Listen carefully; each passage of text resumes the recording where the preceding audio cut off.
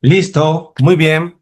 Buenas noches con todas y con todos. Gracias por estar aquí en este nuestro segundo día de cuatro. Nuestra siguiente reunión será el próximo lunes, entiendo. Yo voy a estar lamentablemente fuera del Perú, así que me conectaré si acaso son las 7 más 6, 7 y 7, 14 a las 1 de la mañana estaré yo conectado, pero debo cumplir con esa obligación. Mi pregunta es, ¿cuándo recuperamos nuestra siguiente clase? Entonces, tengo dos propuestas. No sé si está nuestra delegada. Delegada, ¿estás presente? Delegada, no, no está presente, creo. Bueno, les planteo la propuesta, ¿ya? La propuesta sería que yo prepare una grabación de 3 horas para ustedes antes del día de la próxima semana para que lo puedan ver el fin de semana. O la otra es que tengamos la recuperación el día viernes de 7 a 10. Yo le voy a escribir a la delegada para que ella les diga a ustedes cuál es el mejor sistema, ¿no? Puede ser el viernes a las 7 y 10, de 7 a 10 y se pasa el video, yo me conecto, te pasamos el video o lo hago exponiéndolo como a ustedes les parezca mejor. ¿Ok? Entonces no se olviden de estar atentos. Por favor, si la clase les está gustando, me ponen esto. Si las clases también les está gustando, me pueden poner esto. Si ya me quieren animar porque es fin de año, me pueden poner esto. Si está muy awful la clase, está muy mala, no la entienden, aburrida, me pueden poner esto. ¿Ok? Entonces, por favor, para mí eso es muy importante para hacer seguimiento a lo que vamos trabajando. Muy bien, hoy día nos toca una parte un poco más compleja en términos normativos porque es la parte legal y me voy a basar en las normas del impuesto a la renta que ustedes las tienen en el sistema, yo se las he colgado, pueden revisarlas ahí, pero me gustaría que me fueran haciendo un apoyo. Habíamos visto cuáles las reglas, cómo funciona esta relación soberanía, impuesto a la renta y cómo se iba concretando esto a nivel interno y a nivel comparado. Hoy día nos toca ver, en primer lugar, los criterios de vinculación en el impuesto a la renta peruana. ¿A qué me refiero? Me refiero a cómo se ha organizado en el Perú estas relaciones inbound y outbound para efectos del impuesto a la renta. ¿Cuáles han sido las opciones del legislador? Como yo ya les había adelantado en la reunión anterior, el legislador ha hecho un arroz con mango. Para ser más exactos, un tallarín rojo con papa a la huancaína, si quieren. Ha mezclado todos los criterios que hemos visto ordenadamente y prácticamente lo está grabando todo, con muy poco margen de alejamiento. Evidentemente, el mayor margen es el de la economía digital, sobre el cual voy a volver en un rato más. Entonces, en el Perú se han recibido y legislado todos los criterios de vinculación. Pero vamos por opciones, digamos así, por niveles de trabajo. La primera opción, o sea, el primer paso ha sido en dividir a los sujetos sobre base de la residencia, que como ya adelante en el Perú se llama domicilio. La primera opción entonces ha sido dividir a los sujetos entre residentes y no residentes. Como parte de esta opción, los sujetos domiciliados graban por su renta de fuente mundial. Los sujetos domiciliados graban por su renta de fuente mundial. Hasta ahí, si el sistema se hubiera quedado ahí, estaríamos ante un criterio subjetivo de residencia típico de la mayoría de los países que están en el mundo, especialmente los países desarrollados. Pero luego hay un segundo nivel. El segundo nivel es optar porque se grave también a los sujetos no domiciliados. En el Perú no solamente se graba a sus residentes, sino también se graba a sus no residentes, a los que se llaman no domiciliados. ¿Y sobre qué base se les graba? Sobre la base del criterio de renta de fuente nacional. Y entonces a los no domiciliados, criterio subjetivo, se les va a aplicar la regla de renta de fuente nacional, es decir, renta de fuente peruana. Entonces ya el Perú tiene los dos sistemas, uno completo para todos y el otro parcial para algunos. La tercera opción es que haya una regla de domicilio o no respecto de las personas naturales, a quienes se favorece en perder o adquirir el domicilio. Me explico. Las reglas para saber si eres domiciliado o no están establecidas de manera objetiva. Sin embargo, si uno revisa el sistema, se va a dar cuenta que para los peruanos las reglas son más favorables para que pierdan rápidamente el domicilio si se van fuera y para que ganen rápidamente el domicilio si se quedan dentro. O sea, si alguien sale fuera, pierde rápidamente el domicilio. Si alguien regresa, lo recupera rápidamente. ¿Y por qué hacen esto? Porque si uno sale fuera del territorio, lo más probable es que se vaya a trabajar a otro lado. Por lo tanto, el Perú quiere que sus peruanos eviten la doble imposición. Y al revés, si uno retorna, normalmente va a retornar para realizar actividades en el Perú. Por lo tanto, el Estado le quiere dar los beneficios, especialmente en las rentas del trabajo, que tienen los sujetos domiciliados. Como ya hemos visto en el curso anterior, los sujetos domiciliados, cuando reciben rentas de cuarta y quinta categoría, tienen un beneficio cuando son domiciliados. Es la deducción de 7 UITs y además de 3 UITs adicionales por el uso de comprobantes de pago. Esos beneficios se les da al nacional porque se le permite aterrizar más rápido con este sistema. ¿Ok? Entonces, si esto está más o menos claro, avance un poquito más. Si hay alguna pregunta, como yo no los puedo ver porque estoy viendo las filminas, les ruego que simplemente levanten su micrófono y me interrumpan, sin ningún problema. Entonces vamos a las reglas, vamos aterrizando estos tres niveles o estos tres criterios. Primero, la primera regla es los sujetos domiciliados en el Perú. Los sujetos domiciliados en el Perú, para ellos, como ya adelanté, se les aplica, se le aplica el principio de universalidad.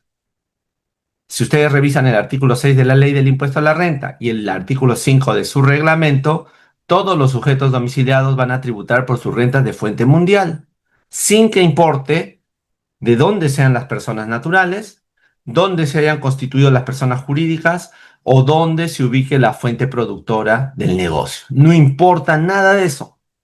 Si tú ya eres domiciliado en el Perú, vas a grabar por tu renta de fuente mundial. En segundo lugar, para los sujetos no domiciliados en el Perú, sí se les aplica el principio de territorialidad, también el artículo 6 de la ley y el artículo 5 de su reglamento. Ellos tributan por su renta de fuente peruana conforme a la ley del impuesto a la renta.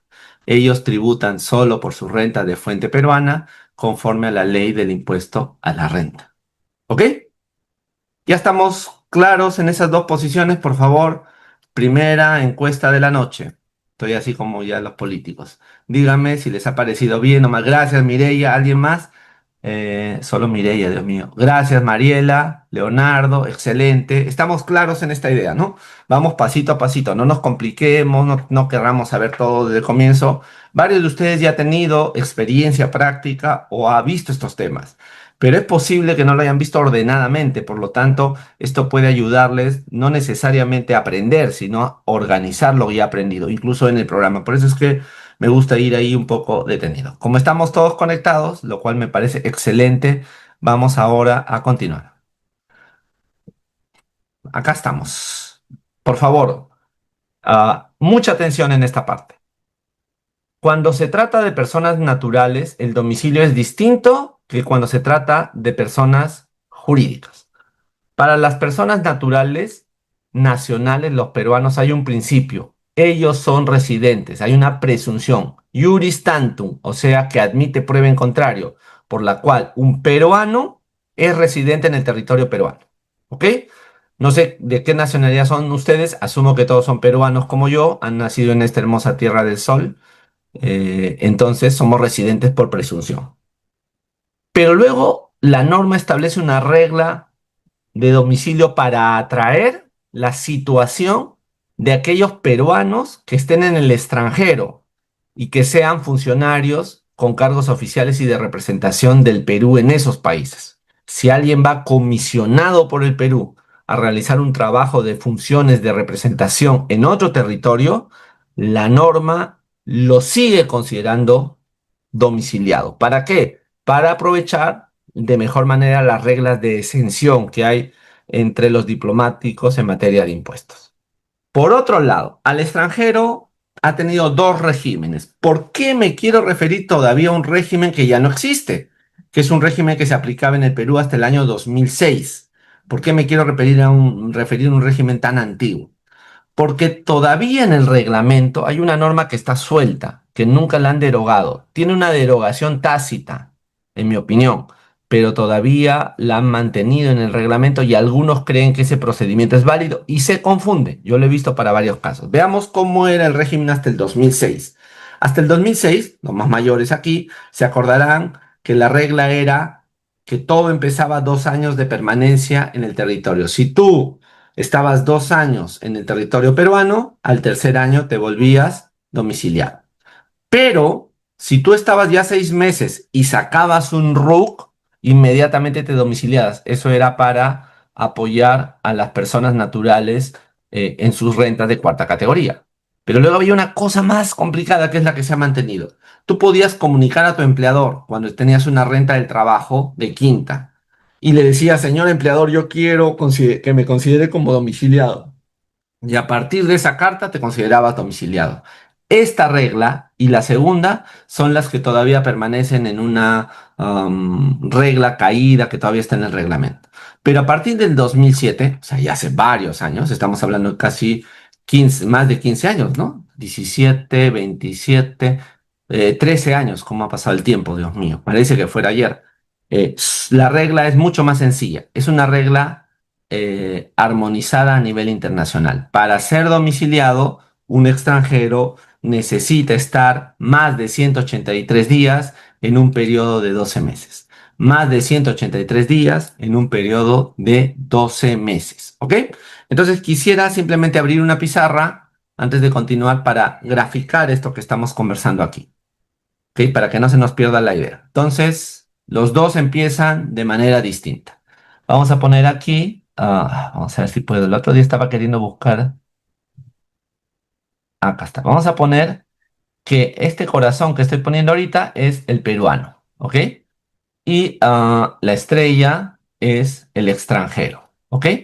Entonces, lo primero que estoy diciendo es que las reglas para peruanos y extranjeros no son las mismas. ¿Ok? Entonces, si voy a poner una línea, si les parece bien, una línea de color negro que va a decir el domicilio. ¿Ok? Uy, no lo quería hacer tan chiquito. Luego voy a poner una línea de color morado que va a ser cuando eres no domiciliado. ¿Ok? Y una línea de color negro otra vez. Creo que esta no debería ser de color morado, ¿no? Creo que voy a ponerle otro color que contraste. Rojo, ahí está. Y esta también le voy a poner otro color que contraste para que se vea bien. Verde puede ser, verde contrasta, sí, perfecto. Entonces la tercera línea también va a ser verde. La línea verde es la línea de cuando eres domiciliado. La línea roja es cuando eres no domiciliado. Y la línea verde otra vez es domiciliado. Entonces, estos no parten de igual forma. O sea, los domiciliados y no domiciliados no parten igual. Perdón, los peruanos. Los peruanos se presumen domiciliados. Los extranjeros se presumen no domiciliados. Ahí empezamos, ¿ok? O sea, el peruano se presume domiciliado y el extranjero se presume no domiciliado. Entonces, la primera cuestión que estamos resolviendo es, miren, por favor, ayúdenme en que mi gráfico salga bien, ¿ya? Lo que tenemos que hacer ahora es, ¿qué va a pasar con el no domiciliado, con quien se presume que es no domiciliado, para volverse domiciliado? Voy a cambiar este color, este va a ser el color amarillo, porque es el propio. Hoy no hay amarillo, voy a poner este color, ¿ok? ¿Qué tiene que hacer? Entonces la norma dice que tiene que estar más de 183 días en un periodo de 12 meses en el Perú. Algunos datos. Dato número uno, ¿los 183 días deben ser continuos? No, pueden ser en periodos distintos, unos días sí, otros días no, no tiene que ser continuado. Segundo, ¿qué pasa cuando salgo y cuando llego? El día en que salgo y el día que llego se computa como si estuviera en el territorio. Es decir, si yo salgo a las 12:01 de la mañana, ¿no es cierto? Todo ese día va a parecer que estoy en el Perú. Si yo llego a las 11:49, todo ese día en que llegué va a ser como contado como dentro del territorio. ¿Ok? Entonces, el domiciliado para ser, perdón, el peruano para ser domiciliado no necesita nada, hay una presunción. El no domiciliado para hacerse peruano necesita estar más de 183 días en el territorio peruano en un periodo cualquiera de 12 meses. ¿Ok? Entonces, si esto está claro, continuemos. Vamos a... Entonces, este es el criterio que estaba contándoles hace unos minutos. Pero avancemos, por favor. Entonces, siguiente regla. ¿Qué pasa con los nacionales? ¿Quiénes son nacionales?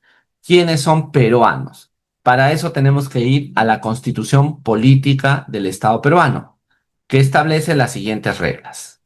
Primero, yo adquiero mi nacionalidad por nacimiento. Yo he nacido en esta hermosa Tierra del Sol, como les dije, donde el indómito Inca decidió vivir. Soy peruano. Esa es nuestra primera regla. Me imagino que todos ustedes también son peruanos de nacimiento. Bueno, no sé si todos, pero la gran mayoría me imagino, ¿no? El segundo supuesto es la naturalización. ¿Qué quiere decir que te naturalizas? Quiere decir que tú eres extranjero, pero un día decidiste apostar por este país. Te gustó su territorio, su gente, su cultura, no sé, y dijiste, yo quiero ser peruano. Entonces te naturalizaste. Ese es un trámite administrativo que se hace, no es muy difícil de hacer, es un trámite engorroso, eso sí, y a partir del proceso del trámite te vuelves peruano. ¿Ok? Y el tercer proceso es el proceso del derecho de opción. ¿Qué es esto del derecho de opción? Hay una regla por la cual el hijo de peruano, peruana o de ambos que ha nacido en el extranjero se va a considerar hasta los 18 años como peruano, pero a partir de ese momento va a tener que optar. ¿Qué significa que va a tener que optar? Que va a tener que decidir si quiere seguir siendo peruano o no. Por eso se llama derecho de opción. Algunos dirán que sí, otros no. No hay, o por lo menos no lo tengo claro, no existe cuando cumplimos 18 años una jura de la bandera. Debería existir, ¿no? Por la cual el día que te dan tu DNI debería haber un procedimiento donde tú juras ante nuestra bandera roja y blanca. No existe. Me imagino que eso tampoco existe en los consulados en el extranjero. No lo sé, pero creo que no. En los Estados Unidos sí, tú vas a tu toma de domiciliación jurando la bandera de los Estados Unidos. Muy bien, entonces, ¿qué dice la norma? Dice, pero antes, ¿cuándo pierdes la nacionalidad? Cuando renuncias expresamente y solo renuncias para buscarte otra nacionalidad. Entonces, los peruanos, ¿ok? Que están en el Perú o que no están, asumes que tienen su residencia habitual aquí. Esa es la regla. Así empieza para los peruanos. ¿Ok? Si estamos de acuerdo con esto, avanza un poquito más. Pero la norma te establece una segunda regla que quiero que prestemos atención. Es el caso de retorno al país. El artículo 7 de la Ley del Impuesto a la Renta señala textualmente lo siguiente: los peruanos que hubieran perdido su concesión de domiciliados la recobran, miren lo que dice la norma, en cuanto retornen al país, a menos que lo hagan en forma transitoria, permaneciendo aquí 183 días calendario o menos dentro de un periodo cualquiera de 12 meses. Fíjense las palabrejas. Cuando un peruano llega al Perú, recobra inmediatamente su domicilio, salvo, condicional, que esté por menos de 183 días. O sea, ¿cómo es esto que recobras salvo que estés? Quiere decir que hay presunción de que lo recobras y se va a confirmar cuando estés con más de 183 días. Ahorita voy a explicar esto, me parece muy importante, pero hay otra regla, ¿ok? Todavía no vuelvo sobre esto porque quiero explicárselos. Tampoco quiero esto. Quiero explicarles la otra regla. Acá. ¿Cómo pierdes el domicilio como peruano? Los peruanos, ¿ah? Tu regla general para perder el domicilio es cuando hay dos cosas. Sales del Perú, te vas y adquieres a su vez nueva residencia demostrable con la visa de residente o con contrato de trabajo visado por el cónsul peruano en el país donde estás yendo. Ese contrato de trabajo tiene que ser por un periodo mayor a 12 meses. No se incluye la licencia de conducir o los carnets de Social Security. ¿Ok? Visa de residente o contrato de trabajo visado por el cónsul. Pero miren acá la frase que se usa. La pérdida se hará efectiva cuando adquieres la residencia del otro país y hayas salido del Perú, surtiendo efecto desde la fecha en que se cumplen ambos requisitos. O sea, tiene que haber salido del Perú y a su vez adquirido la nueva residencia. Entonces vamos al mapa que estábamos haciendo. ¿Sí? Pizarras. Pizarra existente. Muy bien, vamos a ver. Entonces estamos en el caso en que este señor, ¿no es cierto? Se va del Perú. ¿Cómo hace este señor? ¿Cómo hace este señor para volverse un no domiciliado? Que sería llegar acá. Este señor tiene que estar en color rojo, efectivamente. Y esto no puede ser rojo, tienes que ponerle otro color. ¿Qué color le pongo? Morado, ¿ya? Ya. Ok. ¿Qué hace este señor para perder la nacionalidad? La regla es muy rápida. Dice, sales más, ¿no es cierto? Residencia o contrato en otro país. ¿Y desde cuándo vale eso? ¿Desde cuándo vale eso? Desde que sales. Desde que, no, perdón, desde que se cumplen las dos condiciones. O sea, no necesitas esperar nada más. Apenas subes al avión, al día siguiente ya eres uno domiciliado. Miren qué rápido, ¿ah? Si tú tienes residencia en otro estado y sales del Perú, te vuelves inmediatamente un no domiciliado. ¿Ok?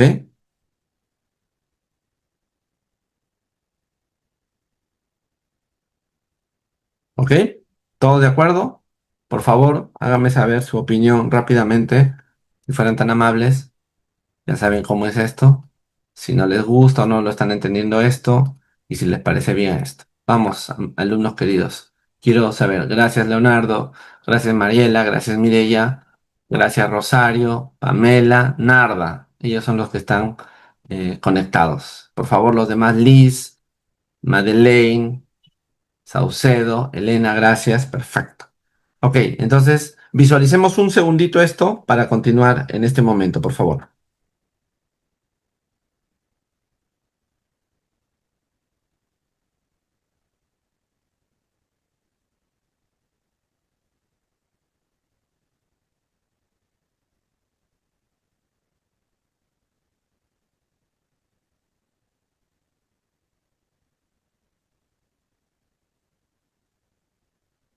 Listos.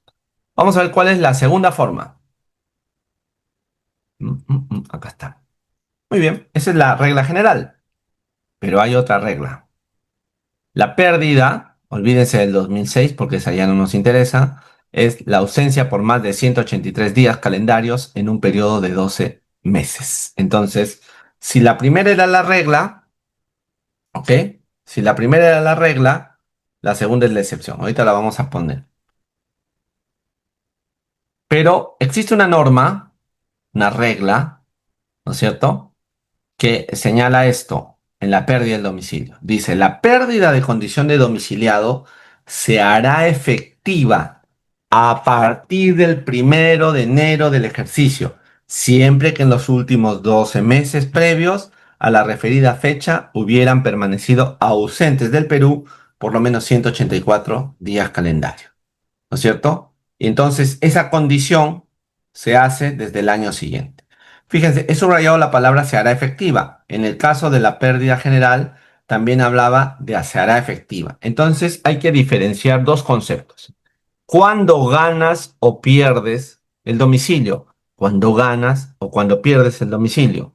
Pero otra cosa es cuando se hace efectiva. Dos conceptos entonces. ¿Cuándo ganas o pierdes o cuándo se hace efectiva? Si estamos juntos en esta idea, ahora voy a ir otra vez a la pizarra porque hemos agregado un concepto importante.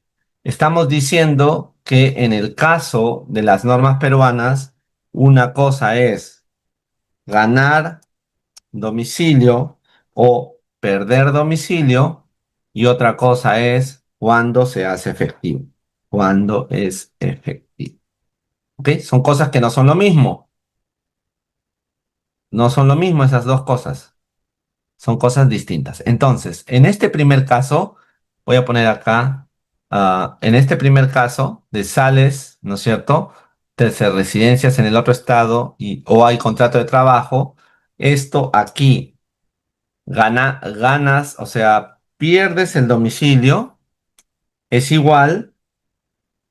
¿Dónde está el igual en mi maquinita? Un ratito. Acá está. Pierdes el domicilio es igual a ser efectivo. O sea, se produce la misma regla. Pero en el supuesto número 2, que es el que estamos viendo ahora. Esto lo voy a poner en color rojo también para que diga la regla del domicilio. Espérenme un ratito, ya, ahora sí. En el segundo supuesto, del número 2, ¿ok? Sales por más de 183 días en un periodo de 12 meses. Entonces, esta es la regla para ganar, o en este caso será para perder domicilio. Esta es perdón, esta es la regla para perder domicilio. Pero hay otra regla, ¿no? Situación al 0101, perdón, al 31 del 12. Bueno, el 0101. Y dura por un año, por un ejercicio. ¿Qué es esto?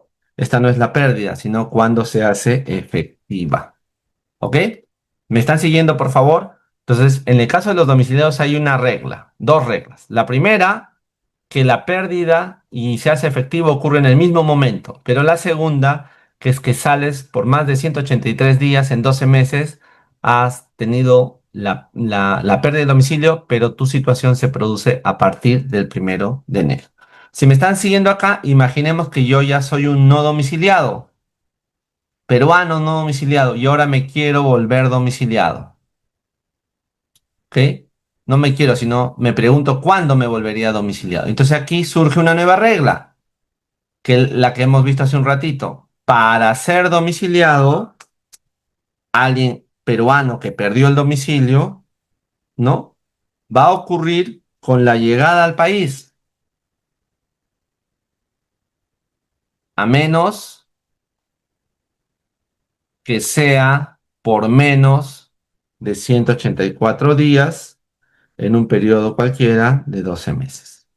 ¿Esta regla de qué es? Esa es una regla para ganar el domicilio. Pero existe otra regla, que es la situación al 1 de enero de cada año, ¿no? Y que dura todo el ejercicio. Dura por un ejercicio. Esta es la regla de cuando se hace efectiva.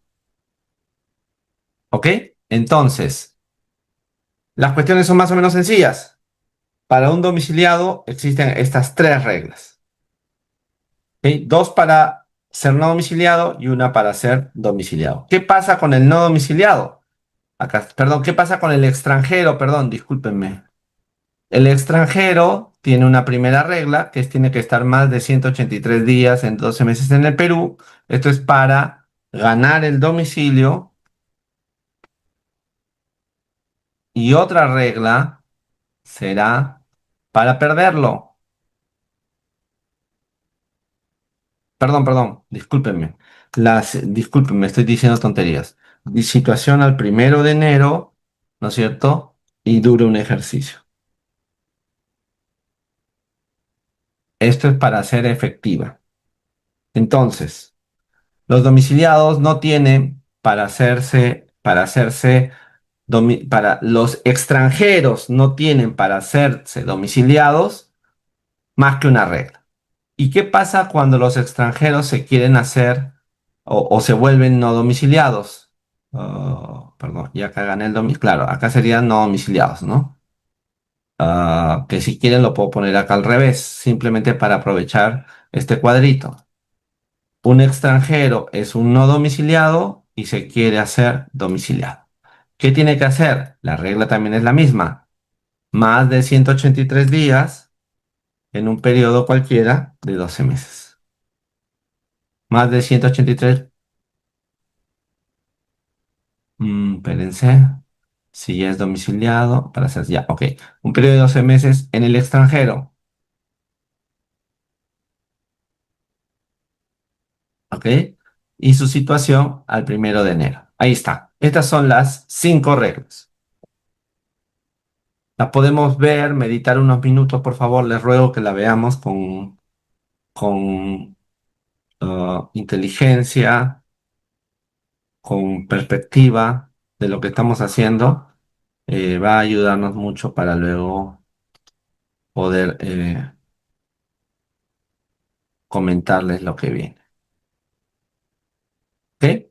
No sé si alguien tiene una pregunta sobre lo que hemos visto hasta acá. ¿Alguien, por favor?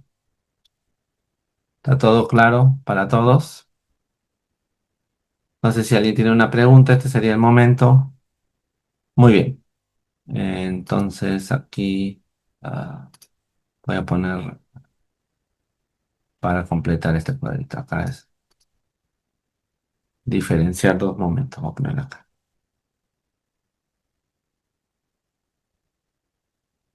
Uno, ganar domicilio, que dé o perderlo en perder, PD. Y dos, cuando se hace efectiva la situación.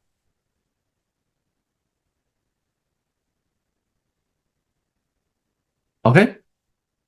Entonces, vamos a ver. Si esto lo tenemos claro,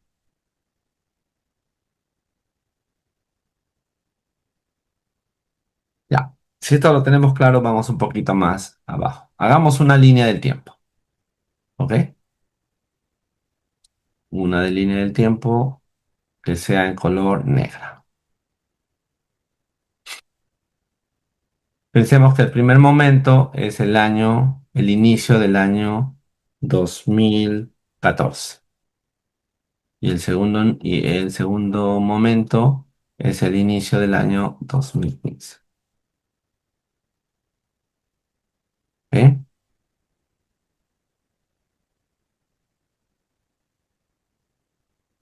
¿Ok? Si estamos aquí de acuerdo, entonces hay una fecha que es la fecha del corte, que sería el 1 de enero. ¿Ok? Bien. Entonces pensemos, sea que sea, perdón, sea la naturaleza de quien sea, un domiciliado, perdón, un peruano o un extranjero, nos da igual, porque hay que preguntarnos el peruano y el extranjero. ¿Ok? Entonces, lo que pase aquí durante el año 2014, en principio, solo va a afectar a partir del 1 de enero del 2015, donde este señor, el no domiciliado, el domiciliado, le voy a poner otra figurita para que asuma cualquiera de los dos. Ya, este de acá. Esta personita, que puede ser domiciliado o no domiciliado, se para el 1 de enero del año 2015 y se pregunta, esto es lo que se tiene que hacer en la práctica, ¿qué pasó conmigo en el 2014? ¿Qué pasó conmigo en el 2014? Si en el 2014 he estado más de 183 días, que no tiene que ser continuos, sino pueden ser discontinuos, en el extranjero, entonces voy a hacer un no domiciliario. Y mi condición de no domiciliado se va a extender hasta todo el año. ¿Sí? Mi condición de no domiciliado se va a extender hasta todo el año. ¿De acuerdo? Si yo, por el contrario, resulta que viendo hacia atrás, el año 2014, estuve más de 183 días en el Perú, mi condición para el otro año, todo el otro año, va a ser la condición de un domiciliado. ¿Ok? Vamos a usar las mismas reglas. Verde era domiciliado y azul o morado era no domiciliado. Ya. ¿Está bien? Entonces, el señor, este personajito, se para el 1 de enero del 2015, mira para atrás y mira si es un no domiciliado o un domiciliado. Y por lo tanto, todo el año va a tener esa condición. Sin embargo, si este señor salió por el supuesto número uno, ¿ok? Que está arriba, sale por uno. sale por uno. ¿Se acuerdan de la regla número uno de arriba? Si él sale por la regla número uno, inmediatamente apenas sale, se vuelve no domiciliado. Para él no rige esa otra regla, porque en ese supuesto, ¿no es cierto? Entonces acá voy a poner, si este señor sale con la regla número uno, apenas salga, se vuelve un no domiciliado. Ya no tiene que esperar al próximo año. Ya se volvió no domiciliado a partir de ese momento. Por otro lado, si se cumple la segunda regla de acá arriba, esta sales, ahí no hay problema, porque en la segunda regla sí eres a partir de acá. Y en el caso de los no domiciliados, cualquier regla te va a llevar a esta misma decisión. ¿Ok? Pero luego, si tú entras, ya no si sales, sino si tú entras, tú peruano entras, ¿ok? Perdón, este no es este. Si tú peruano entras, ¿ok? Bajo la regla uno, miren, aquí es donde empieza el problema. Miren, síganme por favor. Si tú sales como peruano o extranjero bajo las reglas del extranjero o bajo las reglas 2 de peruanos, tu regla va a ser lo que pasa en el 2015. O sea, el 1 de enero miras para atrás. Igual, si entras como extranjero, tu regla va a ser mirar para atrás. ¿Ok? Siempre cualquier cosa que pase aquí en los extranjeros para entrar o para salir, va a ser el 1 de enero, vas a computar hacia atrás. Igual pasa si sales bajo la regla 2, pero si sales bajo la regla uno o entras bajo la regla 3 la regla cambia. ¿Por qué? Porque la regla que sales con un contrato de residencia o un contrato de trabajo fuera, no tienes que esperar al 31 de diciembre, sino que ese mismo día se hace efectivo. ¿Ok? Y si tú entras bajo la regla 3, ahí sí tienes un problema, porque ahí no se hace efectivo, simplemente ya ocurrió. Y si al 31 de diciembre ya eres domiciliado, porque eres domiciliado desde el comienzo, entonces lo serás para todo el año. Pero tiene una condición, y esta es la vaina. ¿Cuál es la condición?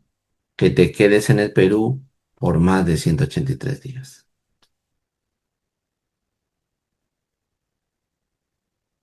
O sea, tenemos un problema.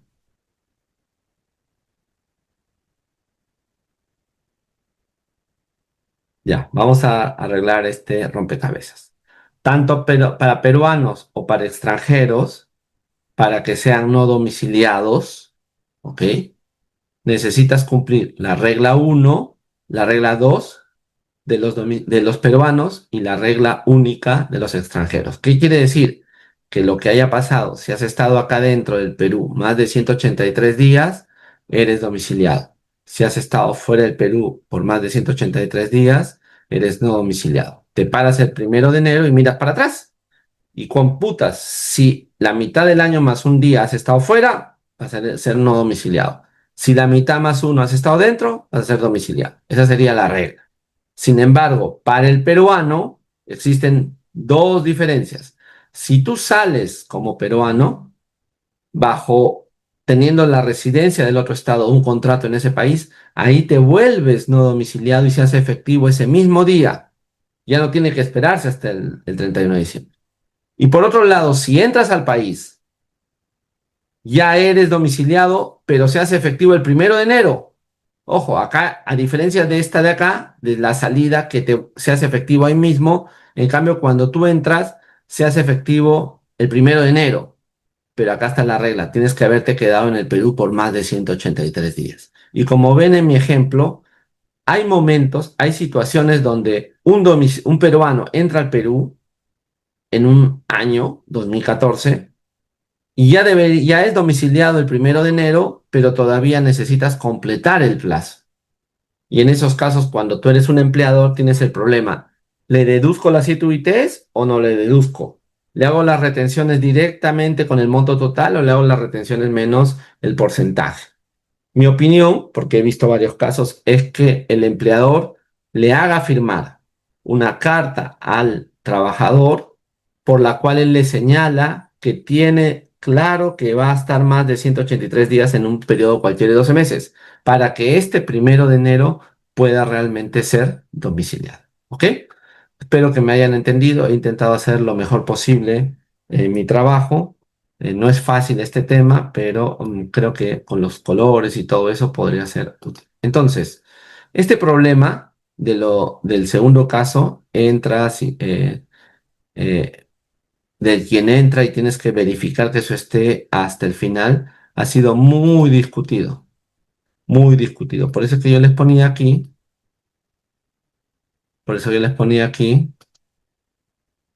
este de acá. Cuando tú retornas al Perú, se hicieron consultas a la SUNAT y la SUNAT respondió. La posición de SUNAT es la siguiente. Tiene 3 informes sobre este tema. El primer informe es del año 2016. La condición se recupera al retorno al país, pero el cambio surte efecto desde el ejercicio siguiente, salvo que la permanencia sea menor a 184 días calendarios. El informe 192 ha confirmado esto. Quien volviendo al país no ha permanecido en el plazo señalado no puede considerarse como domiciliado, aunque hubiera presentado la declaración jurada del impuesto a la renta y pagado el impuesto considerándose domiciliado.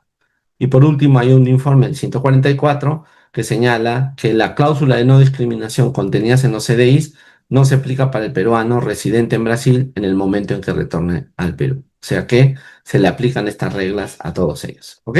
Entonces, en conclusión, después de haber explicado este tema, pareciera, todo me hace pensar que las reglas de domicilio están inspiradas o pensadas para facilitar al peruano y no facilitar al extranjero, ¿correcto?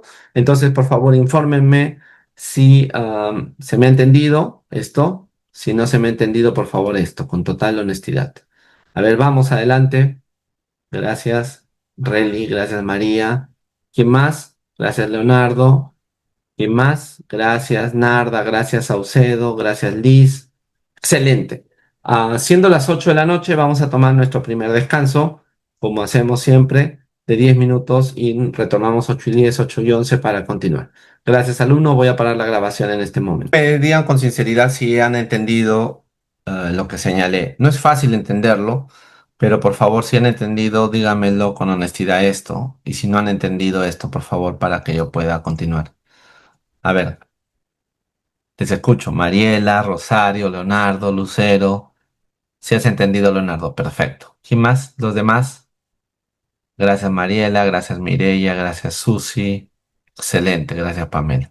Entonces, el concepto es más o menos claro. El sistema está hecho para que el peruano salga rápido e ingrese rápido. El sistema no está hecho para que el extranjero salga rápido ni entre rápido porque tienes que esperar a los sucesos al 1 de enero del año siguiente. ¿Ok? Muy bien, si esto está de acuerdo, entonces podemos continuar. Ah, vamos a retomar acá. Ya. Entonces, aquí terminamos y ahora vamos a este tema. ¿Qué pasa con... ¿Se acuerdan que habíamos dicho que los nacionales que son funcionarios en el exterior tienen una regla especial? Y efectivamente, se consideran domiciliados en el Perú a las personas que tienen cargos oficiales en el extranjero o ejercen funciones de representación en el extranjero. Esto no se aplica a las personas que al momento de aceptar el cargo o función no eran consideradas domiciliadas en el Perú. ¿Ok? La situación del extranjero a partir del 2010, 2007 se han reducido los plazos para adquisición y pérdida de condición, estoy simplemente recuperando y produce efectos desde el 1 de enero del año 2017. He dejado estas reglas por si acaso alguno de ustedes tuviera un caso de esa época para que lo pueda desarrollar. ¿Ok? Ah, y hemos visto que para la permanencia en Perú se toma en cuenta los días de presencia física, aunque la persona esté presente en el país solo parte de un día, incluyendo el de llegada y el de partida.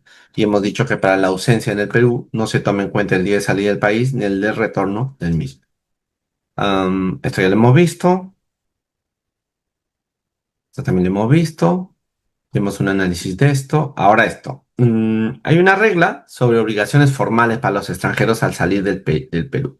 Está establecida en el artículo 13 de la ley, el artículo 4b del reglamento y un decreto supremo. ¿Por qué? Porque en las fronteras de ingreso y salida al territorio se controla vía pasaportes, no se controla vía residencias, porque eso no lo sabemos. Por lo tanto, el régimen de control fronterizo para efectos del impuesto a la renta está hecho sobre la base de control al no domiciliado.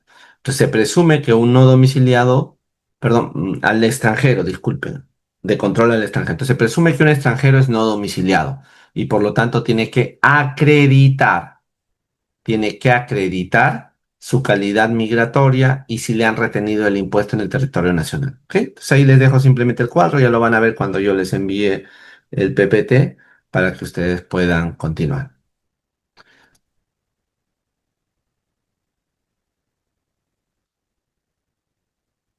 Vamos a las personas jurídicas, ¿ok?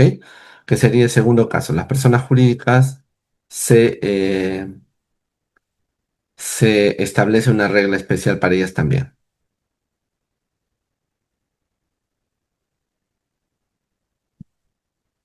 Están domiciliadas en el Perú las personas jurídicas constituidas en el país.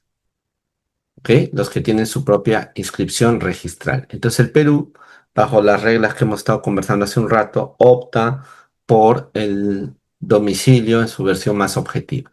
Si te has inscrito en el Perú, eres domiciliado. Si es una persona jurídica escrita en el extranjero, eres un no domiciliado. Ahora, todas las sociedades constituidas en el extranjero pueden localizarse. No me gusta usar esa palabra, pero viene del allocate, que es la palabra en el inglés. Pueden localizarse en el Perú y adecuar su pacto social a una forma peruana. Esto está establecido en el artículo 394 de la Ley General de Sociedades. Por ejemplo, una sociedad constituida en Panamá, en Bolivia, en Brasil, quiere convertirse en una sociedad peruana. Entonces tiene que seguir los pasos del 394. ¿Qué es lo que dice el 394? Que tiene que cancelar su inscripción en el extranjero y formalizar su inscripción en el registro peruano. ¿Y desde cuándo son domiciliados en el Perú? Esa es la bendita regla. Esa es la bendita regla. ¿Son domiciliados desde el 1 de enero del año siguiente o desde el momento en que se localizan o se allocated en el Perú? Se han localizado. Mi opinión es que desde el momento en que se localizan en el territorio peruano. Me da un poquito de cansancio, perdónenme. Nah, ahorita me recupero. Ahora bien, las sucursales no son personas jurídicas domiciliadas en el Perú, no tienen esa naturaleza en términos societarios, ¿ok? Son simplemente la separación de un monto dinerario por parte de un sujeto no domiciliado para que sea usado en el territorio nacional, ¿ok? Entonces, las sucursales establecidas en el Perú de sociedades constituidas en el extranjero, ¿no es cierto? Y la regla para eso se las dejo, ahí están en el artículo 403 de la ley cuáles son esas sociedades, pueden transformarse, ¿no es cierto?, en alguna, digamos, pueden constituirse en el Perú adoptando alguna forma societaria y formalizando su inscripción en el registro, en el artículo 395 de la Ley General de Sociedades es el que establece. Ahora, esa sucursal, que es un no domiciliado para efectos societarios, se convierte en domiciliado, o sea, se constituye en una sociedad peruana con todo su patrimonio.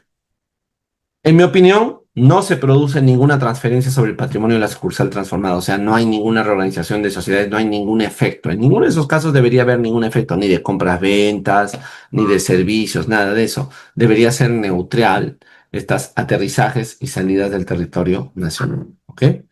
Muy bien, si estamos de acuerdo con esto, ya hemos llegado al caso muy sencillo. Las personas naturales y las personas jurídicas tienen reglas de domiciliación un poquito distintas. ¿Ok? Un favor, le voy a pedir un par de minutitos porque parece que hay un problema aquí en mi casa. Unos minutitos, por favor.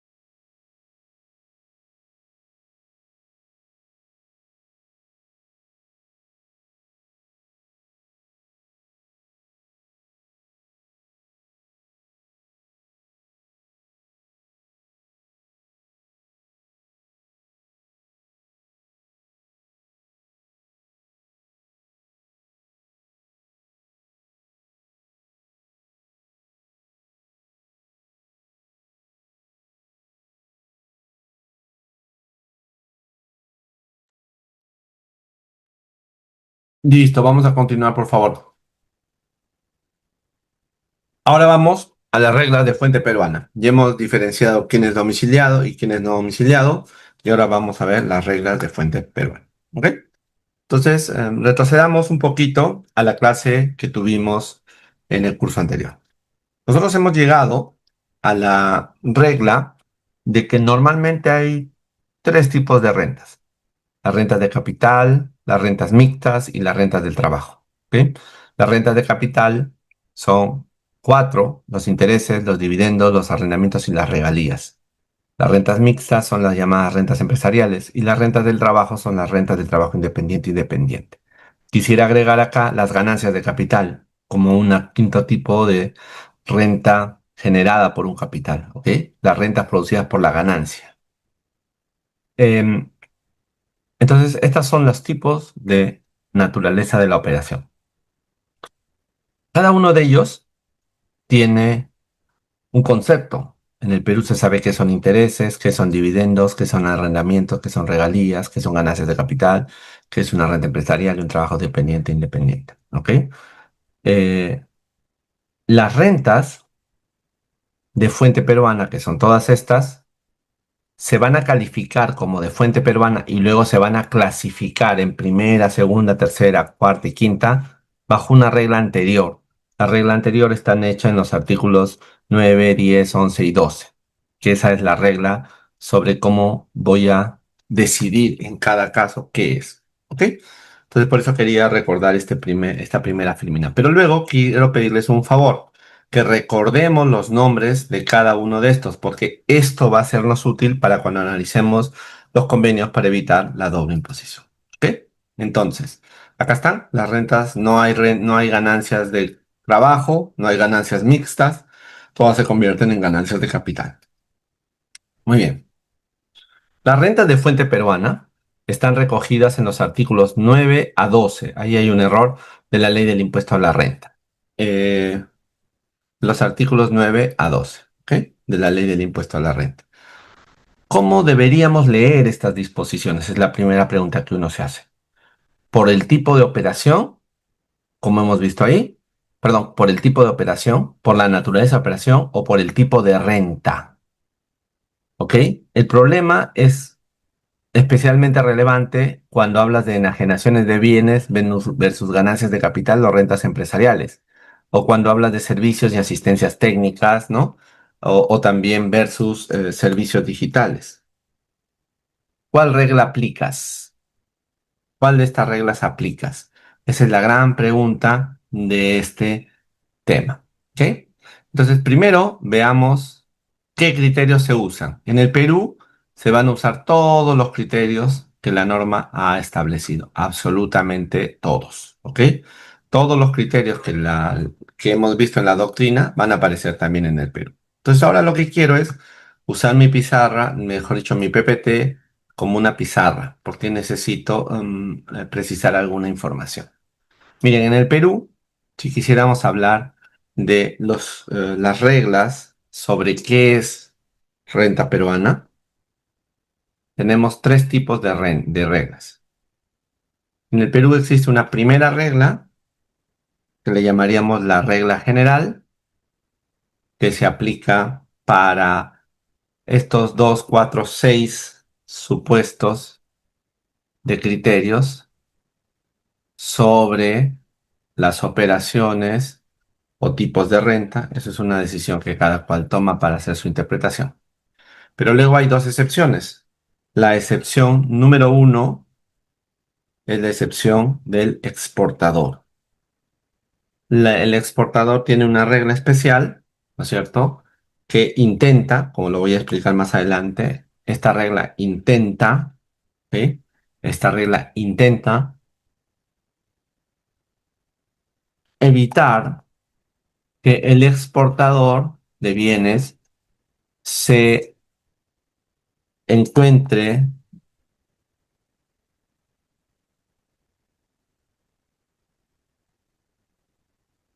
afectado por las reglas de compensación de pérdidas de fuente extranjera. ¿Ok? Extranjera con J, perdón. La tercera excepción, que se llama la excepción 2, es la excepción vinculadas a los rentas transfronterizas. ¿Qué es esto?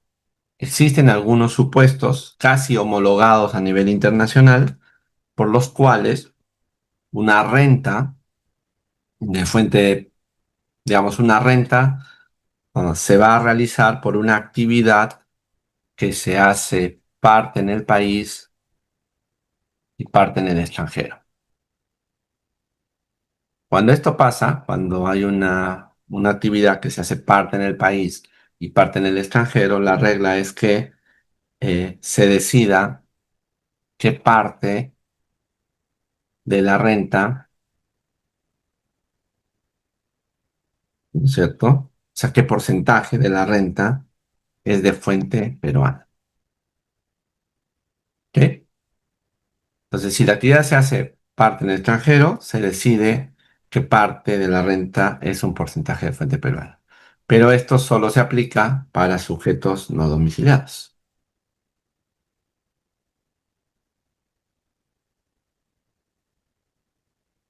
porque para los sujetos domiciliados, toda la renta es de fuente peruana. O sea, hay una doble presunción. Para los sujetos domiciliados, toda la renta es de fuente peruana. En cambio, para los sujetos no domiciliados, solo es renta de fuente peruana una parte de ella. ¿Ok? Entonces ahora vamos a analizar algunos supuestos. Les voy a pedir que nos tomemos 5 minutos para que ustedes puedan revisar el artículo 9 de la ley del impuesto a la renta. Quisiera que la consigan, que la abrieran y que vayan simplemente detallando. Yo vuelvo con ustedes máximo en 5 minutos.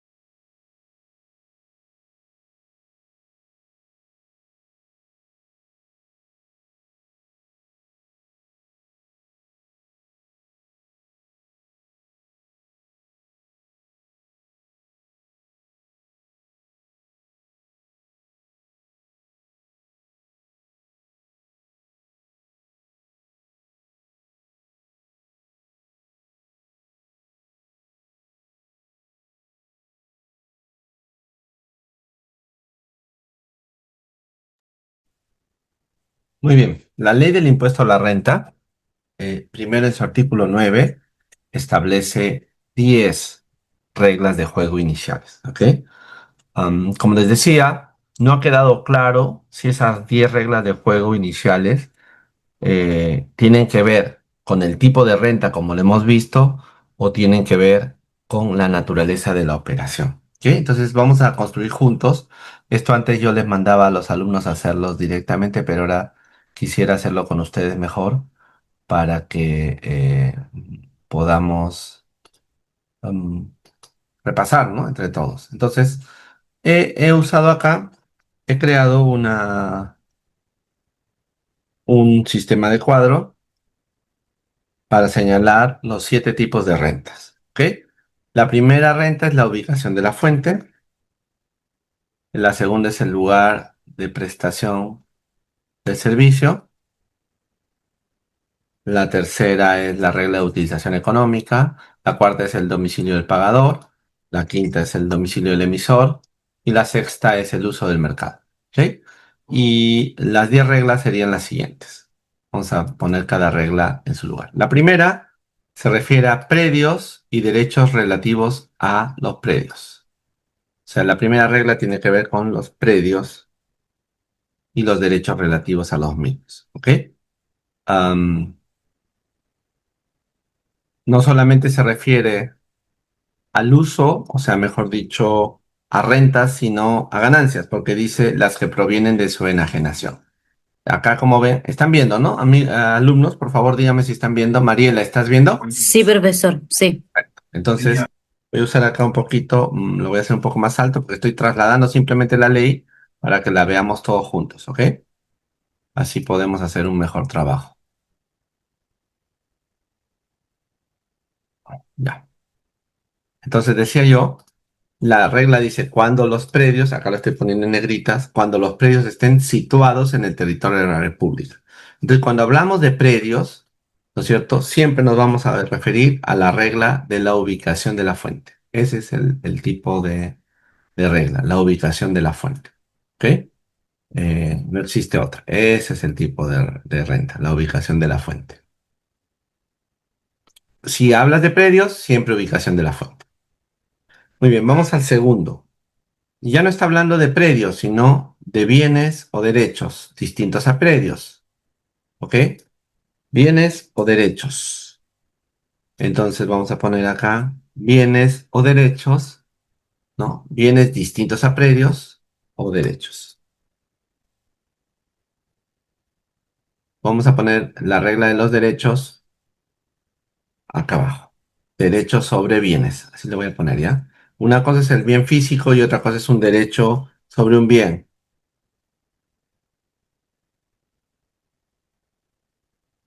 ¿Ok? Muy bien. ¿Qué dice la norma?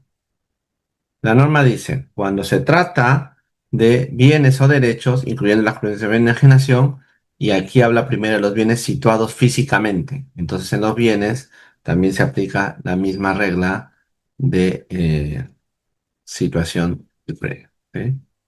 Dice, ¿por qué no salió acá como a mí me gusta? Ah, ahí está, mejor. Ahora sí, ya. O no es disyuntiva y o, sino o, habla por un lado de los predios y del otro de los derechos cuando son utilizados económicamente en el Perú. Entonces los derechos vienen acá.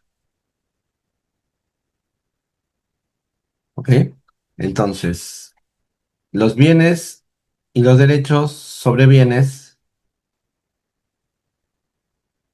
vamos a aclararlo acá mejor. Derechos sobre bienes distintos a predios. Ahí está mejor. Muy bien, esa sería la tercera regla. Ahora vamos a la cuarta. La cuarta es una regla que se refiere a las regalías. ¿Por qué? Porque las regalías son un tipo de bienes sobre predios. Como ustedes saben, las regalías son un derecho sobre predios, ¿no? Entonces dice, tratándose de las regalías, y además dice el artículo 27, la renta es de fuente peruana cuando los bienes o derechos, ¿no es cierto?, por los cuales se pagan las regalías, ¿ok? O sea, la regalía es un derecho sobre bienes. Se utilizan económicamente, acá también la utilización económica, O, o, ¿no es cierto? Cuando las regalías son pagadas por un sujeto domiciliado en el Perú. La regla del pagador. Entonces, hasta ahorita, lo que estamos viendo es una ampliación del sistema. Cuando se trata de bienes físicos que no se pueden mover o que pudiéndose mover necesitas de el territorio, es la regla clásica. Pero si ya estás hablando de más cosas, lo estás ampliando hacia un camino terrible, ¿no? Ahora vamos a los capitales. ¿Qué son las producidas por capitales? Las producidas por capitales son los intereses, las comisiones, primas, créditos u operaciones financieras. ¿Ok? Todas estas son, en el caso de los capitales, que puede incluir todos estos valores, intereses, comisiones, primas o toda suma adicional al capital pactado.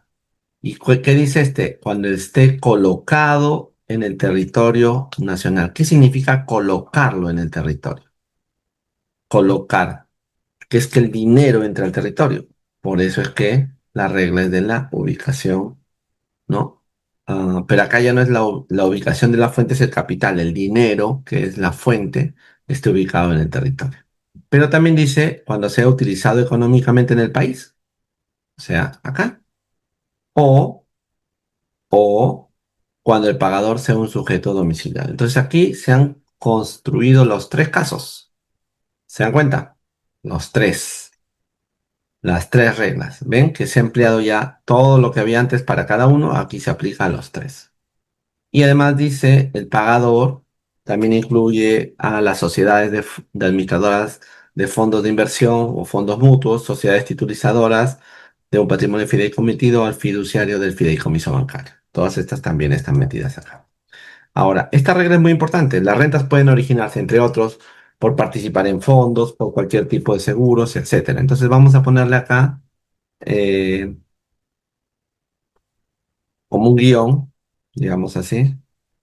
Incluye a operaciones con fondos de inversión, fondos mutuos de inversión en valores, ¿no es cierto? Titulización o patrimonios fideicometidos y otros. O sea, esta regla se aplica también para estos casos. O sea, cuando no es directamente por una empresa, sino cuando estás levantando fondos de las personas, ¿no? Perdón, ahorristas en el territorio donde estás. Ya. Muy bien, hasta aquí estamos. Perfecto. Como se nos está haciendo esto muy largo, entonces vamos a mover, vamos a crear una segunda regla. ¿Qué hice? Vamos a crear una segunda regla aplicable para los casos que vienen. ¿Ok? Si no, no lo van a poder ver. Ya. ¿Cuál sería la siguiente regla? Estamos en el punto de dividendos o distribución de utilidades, ¿no? Sería la siguiente regla. Dividendos o cualquier otra forma de distribución de utilidades. ¿Cuál es la regla en los dividendos? ¿Eh? Viene acá. Quien lo distribuye, o sea, la empresa que distribuye el dividendo, se encuentra domiciliado en el Perú. Cuando la empresa se encuentra domiciliado en el Perú. Entonces el domicilio del pagador. Pero luego se establece una regla para los fondos mutuos otra vez, ¿no? Para los patrimonios fondos de inversión, perdón, los patrimonios, los fondos de inversión, los patrimonios financieros, fideicommitidos y los fiducias bancarias. ¿Qué dice acá? Cuando ellos que pagan se encuentren constituidos en el país. Aquí es el pagador, ¿no? La misma regla de esta. Incluidos los fondos de inversión, los patrimonios fideicometidos y los fiducias bancarias. Ya está. Pero acá hay otra regla. Es la de, se consideran rentas de fuente peruana los rendimientos de ARRs y GDRs, ¿no es cierto? Pero aquí ya no es la regla cuando um, cuando están domiciliados las entidades, sino cuando tengan como subyacentes acciones emitidas por empresas peruanas. Entonces, esto es uso del mercado. Me explico. Ahorita les voy a contar este caso, cómo funciona.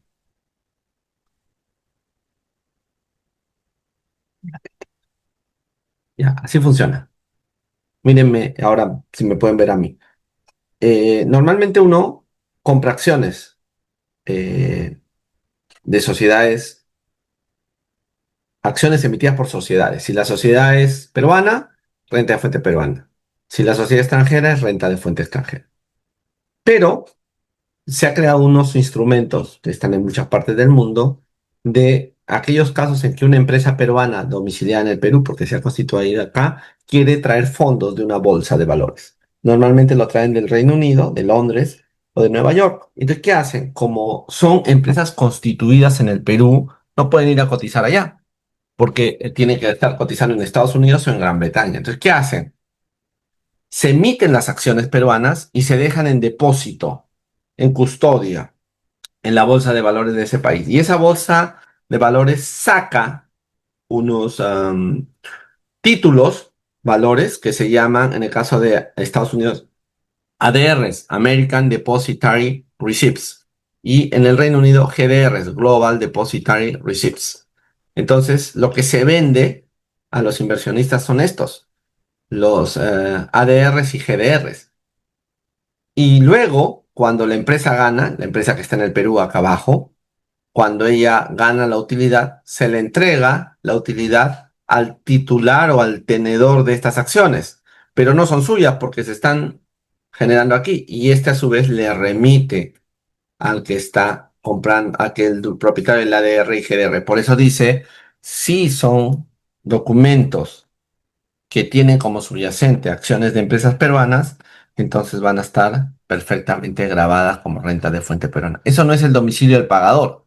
Indirectamente sí lo es, porque quien está pagando ese ADR o ese GDR es un pagador peruano, ¿correcto? ¿Quién es el pagador? La empresa peruana. Pero en realidad, indirectamente es cuando tengan como subyacente acciones emitidas por empresas domiciliadas en el país. ¿Ok? Ojalá que esto esté más o menos claro. Vamos. Hasta aquí pareciera que todas son rentas de capital, pero en este momento introduzco las actividades civiles, comerciales, empresariales. O sea, estamos hablando primero de actividades. Si son civiles, comerciales o empresariales, estamos hablando de actividades de cuarta categoría y de quinta categoría. Y la regla es muy clara, en el lugar, ¿no es cierto? Cuando se lleven a cabo en el territorio nacional. O sea, es la regla número uno. Está de acá. Hasta ahí, perfecto. Estamos hablando de rentas empresariales. Pero acá me gustaría que veamos una cosa. Miren, ¿ah? Dice ubicación de la fuente. Pero ¿qué pasa si lo que está ganando es una empresa de bancos? Está ganando intereses, comisiones, primas. Ella los está ganando. ¿Ok? Porque está prestándole plata a otro, le están pagando esos intereses. Muy bien. ¿Cuál se aplica? ¿Esta regla de acá o se aplica esta regla de acá? Esa es la primera discusión. ¿Cuál es especial respecto de cuál? En mi opinión, esta regla se aplica también para las empresas financieras y bancarias, porque ahí ya no están hablando de operaciones con fondos de inversión, fideicomisos, o sea, con estructuras de este tipo. Pero también puede pasar acá, cuando tú vendes bienes distintos a predios. Por ejemplo, ¿qué vendes? Carros, ropa, etcétera. Menos mal que aquí la regla es la misma. ¿Se dan cuenta? La actividad comercial, que sería vender bienes, y aquí sería la venta de bienes, la enajenación de bienes como ganancia de capital, parece que es la misma, por lo tanto ahí no tenemos mayor conflicto. Sin embargo, esto se extrapoló, porque resulta que hay un tipo de actividades que son empresariales, comerciales, que son las actividades, un ratito,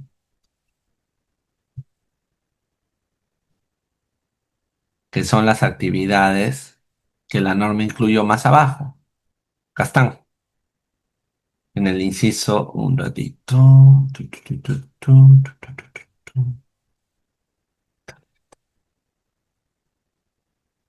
Ya. La asistencia técnica. La definición de asistencia técnica es una actividad civil, comercial o empresarial, evidentemente.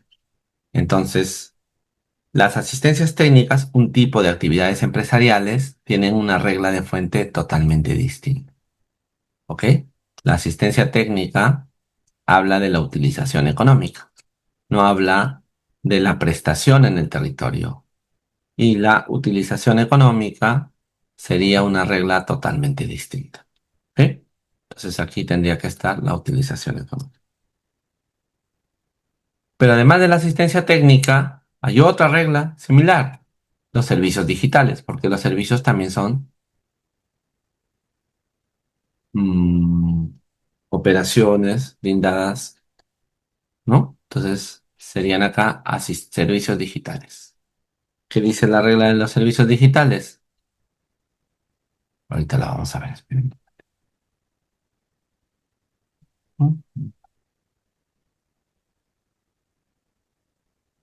Ya. Evidentemente los servicios digitales tienen que ser prestados a través de Internet o cualquiera de sus protocolos, ¿no? O sea, intranet, extranet.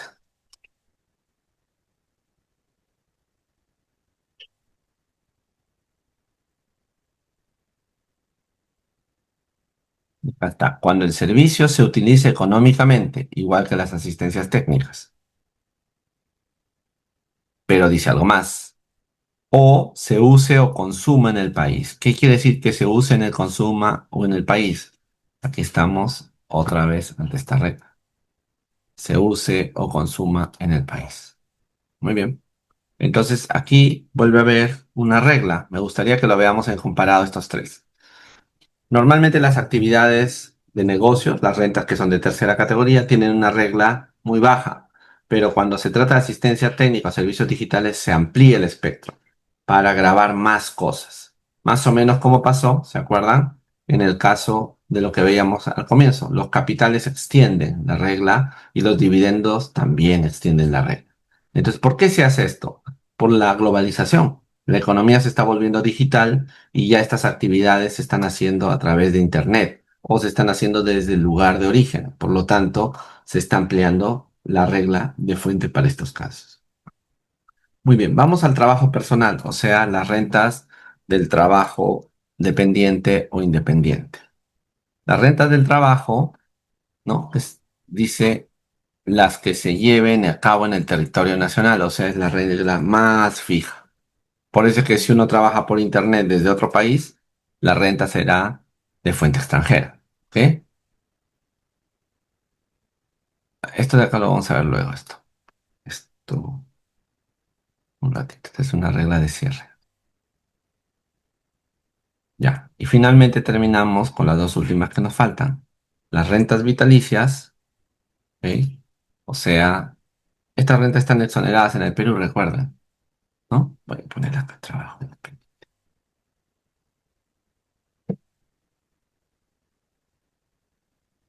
El último son las rentas vitalicias y las pensiones. Recuerden que estas están exoneradas en el Perú, ¿no? Cuando tienen su origen en el trabajo personal, ¿no es cierto? Y aquí sí es otra regla, cuando son pagadas por un sujeto constituido en el Perú. Entonces son el domicilio del pagador. Será arriba el domicilio del pagador.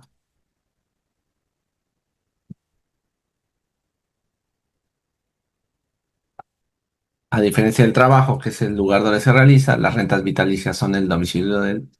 Pero acá quería introducir otro elemento.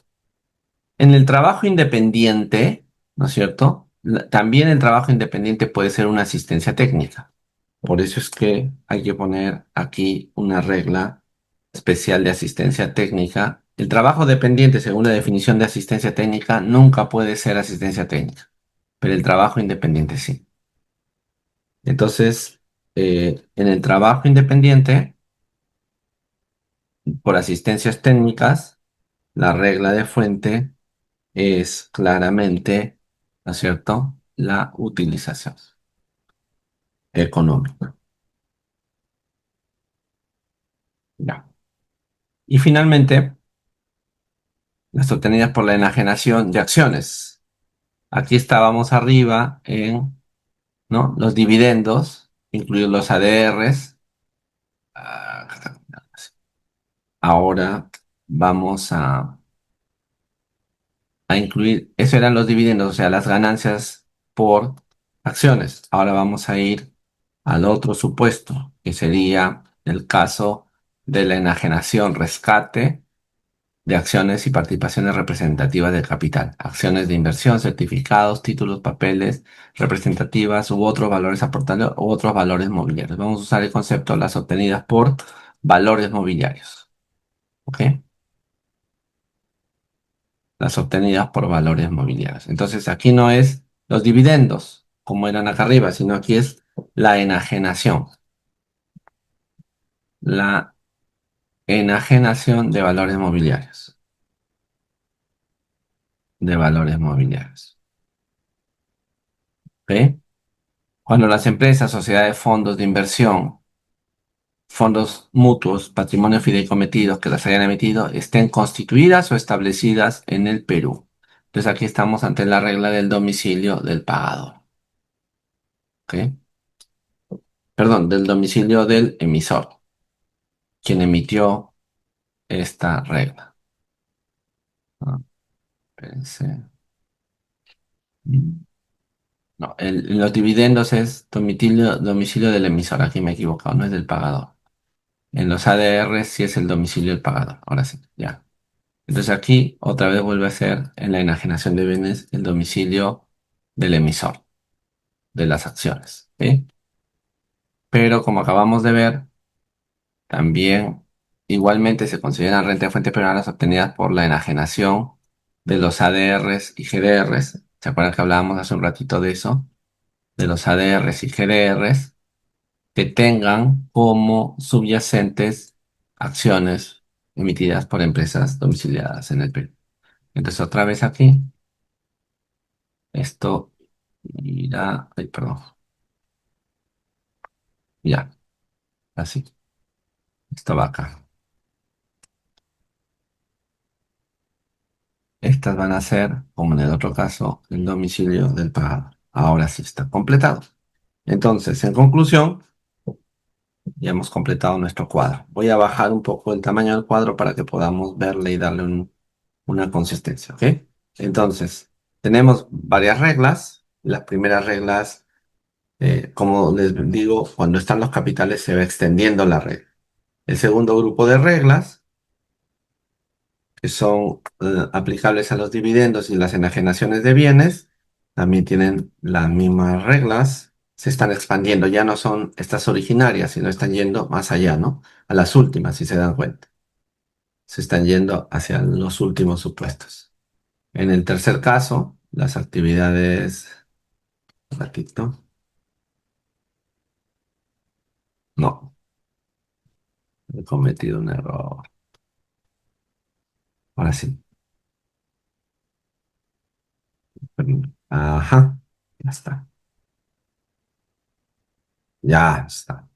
Entonces, en las actividades comerciales y empresariales, ubicación de la fuente, pero las asistencias técnicas y los servicios digitales vuelan para este lado. En el trabajo independiente, igualito, pero las asistencias técnicas vuelan para este lado y en las rentas vitalicias también vuelan para este lado. Entonces, ¿por qué se explica esto? Por el fenómeno económico de la globalización. Ahora vamos a volver sobre ese tema en unos minutos más. Entonces, voy a volver a la pizarra, si les parece, perdón, a los PPTs para tratar de trasladar esta definición a nuestros PPTs. Turururun, tun, tun, tun. Basta. Entonces, ¿no? En la excepción, en la regla general, seis supuestos de criterios sobre las operaciones tipos. 10, perdón.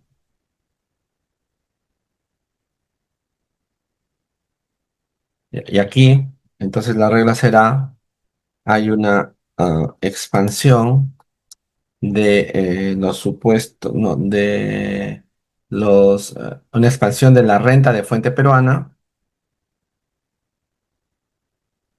en la medida en que la operación tenga mayor contenido de vinculación con la economía global y, en concreto, con la economía digital.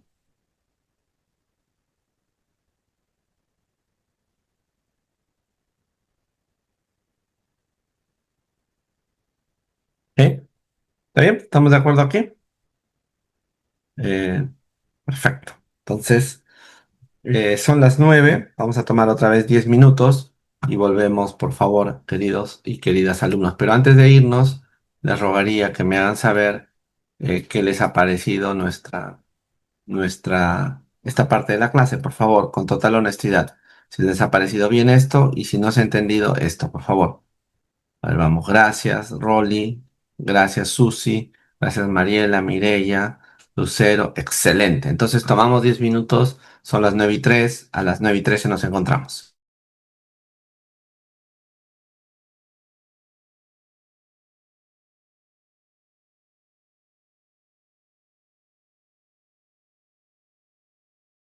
¿Están aquí, alumnos?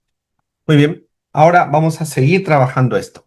El artículo 9 fue el artículo inicial que estableció las rentas de fuente peruana. Recuerden que les comenté que hay países donde no se describen las rentas, simplemente se dicen rentas de fuente nacional. Y la doctrina o la jurisprudencia tiene que estar entendiendo cuáles son. Aquí no, aquí están fijadas. El artículo 9 fue el primero.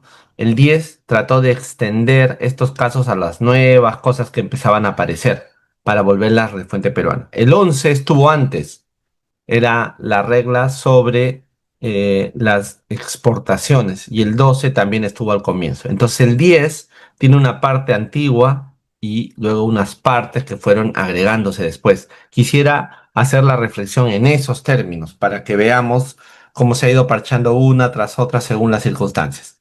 ¿Ok? Entonces, si me están siguiendo, por favor, voy a volver a nuestra tabla que estábamos trabajando y voy a presentarles los siguientes casos. Empecemos por el 10. Lo primero que apareció es este de acá. Lo voy a aumentar de tamaño para que podamos verlo un rato. Este es el primer caso, ¿ok? El artículo 10 empezaba diciendo que sin perjuicio de lo dispuesto en el 9, también son renta de fuente peruana. Los intereses de obligaciones, cuando la entidad emisora ha sido constituida en el país, cualquiera sea el lugar donde se realice la emisión o la ubicación de los bienes afectados en garantía. Esto, como se dan cuenta, es una operación digamos, de financiamiento internacional que surge desde el Perú. Y esto nos sitúa, para ponerlo, voy a sacarlo de acá, nos sitúa aquí en los intereses. Miren, acá.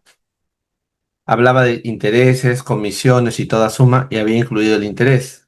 Aquí estamos hablando de intereses por otras obligaciones. Entonces voy a ponerlo aquí.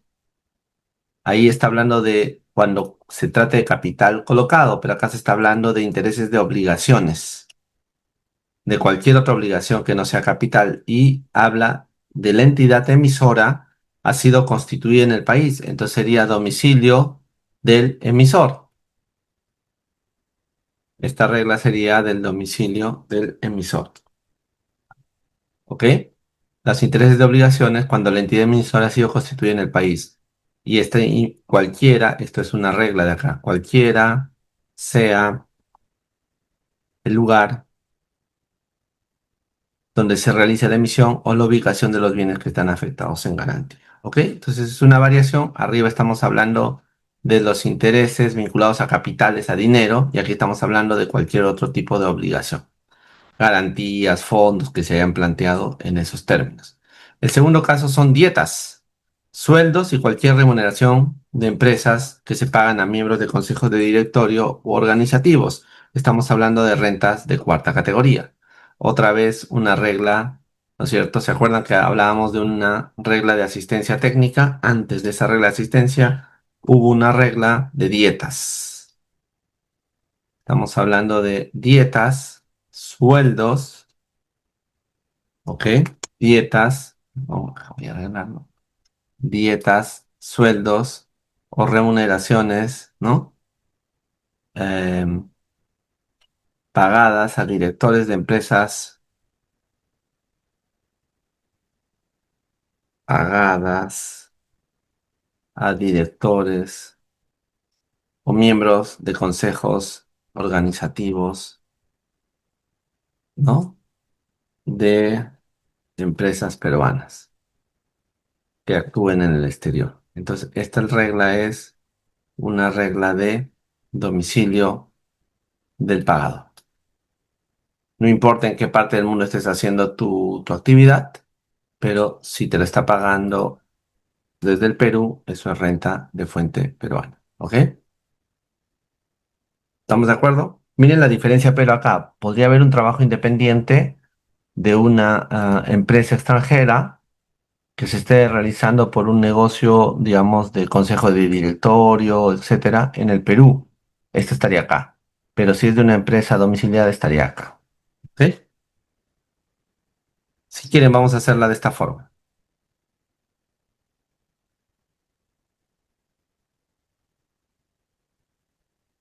Ya acá está.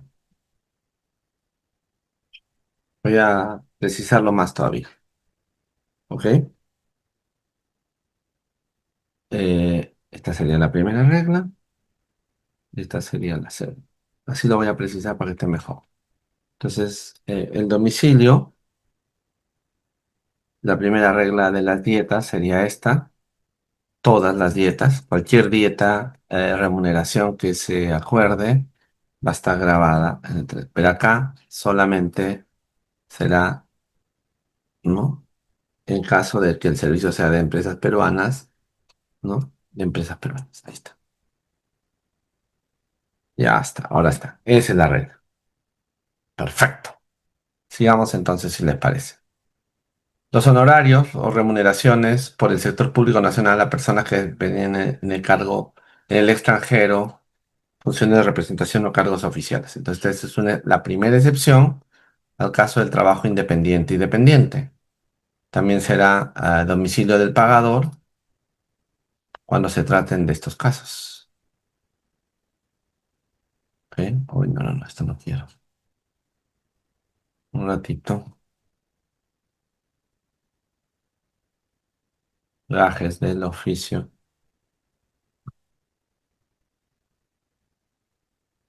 Ya, ahora sí. Cuando se trata de trabajo independiente o dependiente, es la regla de, el lugar de realización. Pero si se trata de honorarios o remuneraciones otorgados por el sector público nacional peruano a personas que desempeñan en extranjero funciones de representaciones o cargos oficiales. Ah, ahora sí. Perfecto.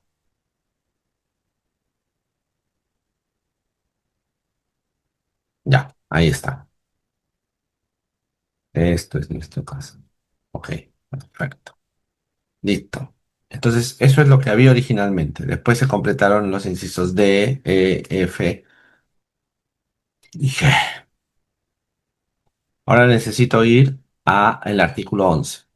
El artículo 11 dice, también se consideran íntegramente de fuente peruana las rentas del exportador. ¿Provenientes de qué? De bienes, de la exportación, de bienes producidos, manufacturados o comprados en el país. ¿Ok? Entonces, ¿de qué estamos hablando esto? Estamos hablando de venta de bienes. Los inmuebles no se pueden vender y salir al exterior. Estamos hablando de exportadores de bienes muebles acá. Bienes distintos a predios. Entonces aquí surge el caso del exportador. Si no fuera un exportador, la regla sería la ubicación de la fuente, ¿correcto? Si yo vendo bienes en el extranjero, esas son rentas de fuente extranjera. Si yo vendo perdón, bienes en el territorio nacional, esas son rentas de fuente peruana. Entonces, ¿de qué estamos hablando aquí? Estamos hablando del caso de alguien que sea un exportador, en primer lugar. Luego, que realice una exportación de bienes ¿ok? Por la exportación de bienes que hayan sido producidos, manufacturados o comprados en el país. Si el bien no ha sido producido, no ha sido manufacturado o comprado en el país, entonces nunca va a ser renta de fuente peruana. Esta, si estuviéramos acá, bienes distintos a predios, estas tendría que ser rentas de fuente extranjera. ¿Por qué? Porque la fuente está ubicada en el territorio extranjero. ¿Me sigue? No sé si me logran captar. Si, por ejemplo, yo soy un exportador de arroz y lo voy a entregar en el puerto de destino, en el lugar del comprador, eso se va a haber vendido en el exterior. Por lo tanto, no se va a aplicar la regla de ubicación de la fuente. En ese caso sería renta de fuente extranjera. Y seguramente si tuviera pérdidas de fuente extranjera no las podría compensar con el territorio nacional. Por eso es que se creó esta regla para darles un apoyo. Entonces la pregunta es, ¿por qué? ¿Cuál es la regla? En mi opinión, esta es la regla, el uso del mercado. Porque lo que está diciendo es que a pesar de que la fuente está ubicada en el extranjero, esta renta por la naturaleza del tipo de operación se va a considerar como renta de fuente peruana. Pero las características tienen que ser que sea un exportador, en primer lugar. Segundo, que sea, no sé qué ha pasado, se rayó todo. Que sea un exportador, en primer lugar.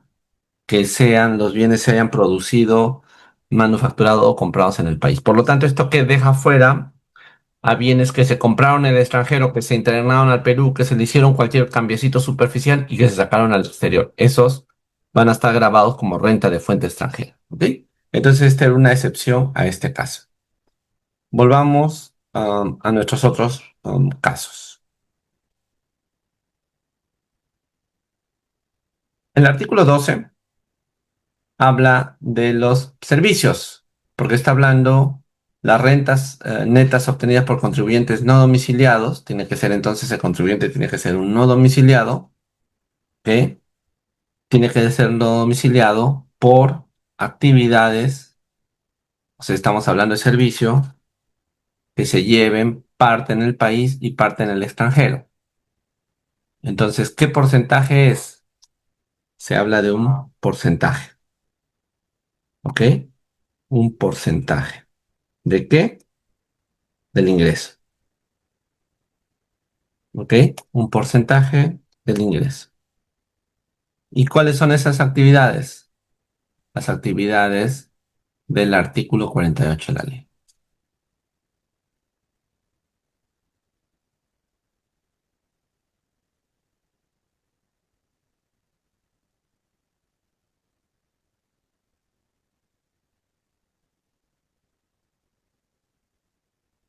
Pero esto solamente se aplica para los no domiciliados, no se aplica para los contribuyentes domiciliados en el país. Entonces, esta regla es muy sencilla, es una regla de servicios, ¿ok? Sería acá, en los servicios. ¿Dónde están los servicios? Mm,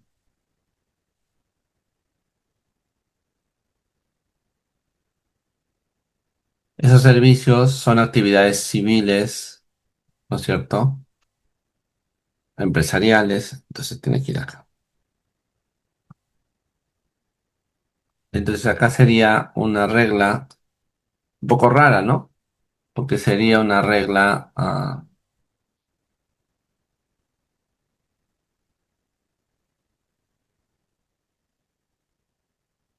sería la ubicación de la fuente, pero sería una ubicación de la fuente muy precisada, ¿no? Ah, perdón, sería, discúlpeme, no es la ubicación de la fuente, es el lugar de la prestación del servicio, pero una presunción de cuál, del porcentaje en el Perú. O sea, es la misma regla general, pero efectivamente ha disminuido en su alcance. ¿Ok? Ya está. Perfecto. Ahora vienen los temas, en mi opinión, más complicados. Los que han causado siempre más sensación y más discusión, ¿no? El primero es la contratación de instrumentos financieros derivados. ¿Qué es eso? Eh, es un tipo de operaciones por las cuales un sujeto trata de coberturar los riesgos del precio futuro de una operación. Y para eso crea otra operación que está vinculada en términos de riesgo a la primera y así trata de fijar que su precio no le afecta. Por eso habla de los instrumentos financieros derivados obtenidos por sujetos domiciliados en el Perú, o sea, de sujetos domiciliados.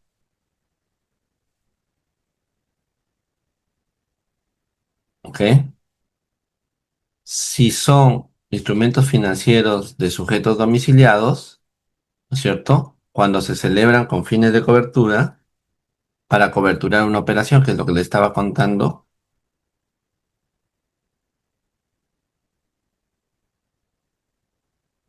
¿eh? ¿Qué va a ser la renta de fuente peruana? Los resultados obtenidos por sujetos domiciliados cuando los activos, bienes, obligaciones o pasivos que recibirán la cobertura estén destinados a la generación de renta peruana. ¿Ok? Cuando los activos, obligaciones estén generados a la... Acá estamos ya hablando de otra regla. Estamos hablando de uso del mercado. Y también dice los resultados obtenidos por los sujetos no domiciliados provenientes de contratación de instrumentos financieros de sujetos no domiciliados contratados con sujetos domiciliados por tipo de cambio.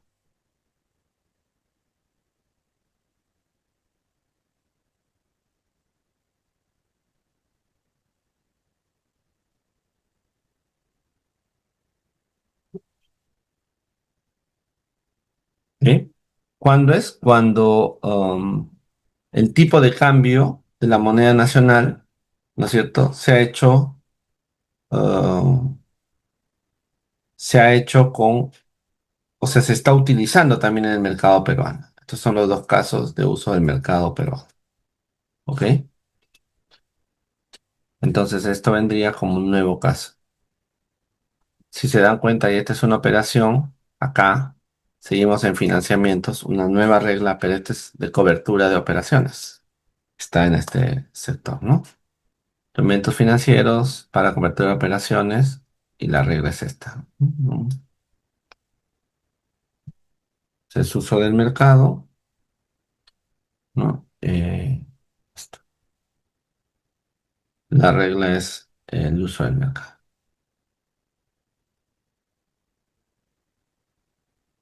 Ya está. Finalmente, ya nos estamos acercando a los puntos más críticos, ¿no? Las obtenidas por la enajenación indirecta de acciones. Entonces, cuando tú enajenas indirectamente acciones de personas constituidas en el Perú, aquí la regla es el uso de mercado, porque te establecen cuál es el efecto que hay en el territorio nacional. Bla, bla, bla, bla, bla. Esto de acá es la regla, ¿no? No la voy a copiar toda, pero es una regla larga y larga, larga, larga.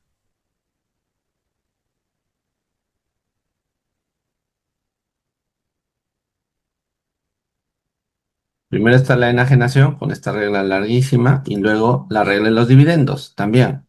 Las enajenaciones y los dividendos y cualquier otra forma de distribución de utilidades distribuidas por una empresa no domiciliada en el país, ¿no?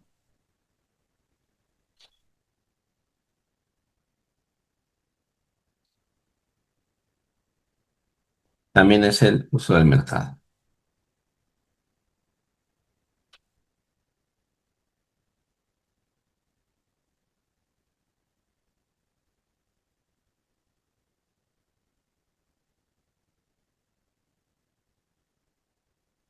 Y luego las operaciones de factoring, las transferencias por operaciones de factoring, am, cuando el factor de crédito que asume el riesgo, ¿no es cierto? Sea un sujeto cuando el que los consuma sea un sujeto domiciliado en el Perú.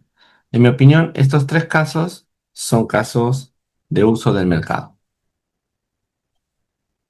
O sea, son supuestos que se han excedido de la regla antigua para tratar de coberturar la mayor cantidad de cosas, ¿no? Primero, entonces vamos a ponerlo acá. Ahí está. Enajenación de dividendos y enajenaciones. Acá lo aquí. Pum.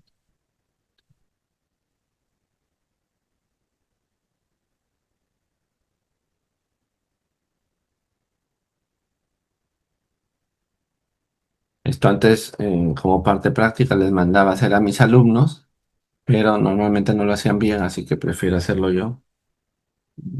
Y así hacemos el asunto final y se los mando inmediatamente. ¿Ok?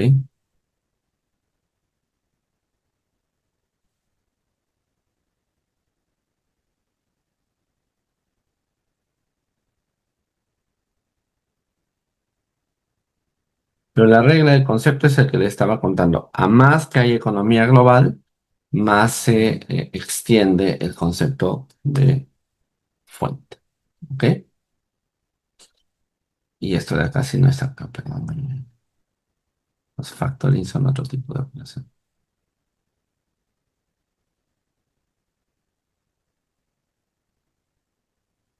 ¿Y por qué ocurre esto?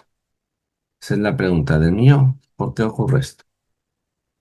Esto ocurre porque el mundo ha cambiado y hoy día tenemos ya economías oh, completamente digitales que pueden traer consecuencias prácticas muy distintas. ¿Ok? Entonces, yo diría eh, que estas son las reglas, ¿no es cierto? Se las voy a pasar como parte de los materiales para que ustedes las tengan y esto es muy útil para cuando uno está resolviendo problemas y esas cosas. Pero, ¿a dónde quería llegar con esta reflexión? Quería llegar a la siguiente pregunta, mira, o a la siguiente situación. Lo que estamos contando, ya se los adelanté hace unos días, lo que estamos contando en la primera clase del curso, lo que estamos contando es que las reglas de fuente se dieron en un momento en que las operaciones se concretaban en una economía, ¿cierto?, de alcance físico.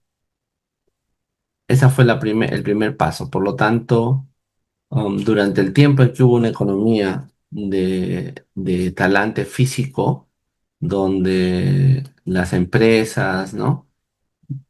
Tenían que hacerlo todo visitando otros lugares o corriendo los territorios de los estados.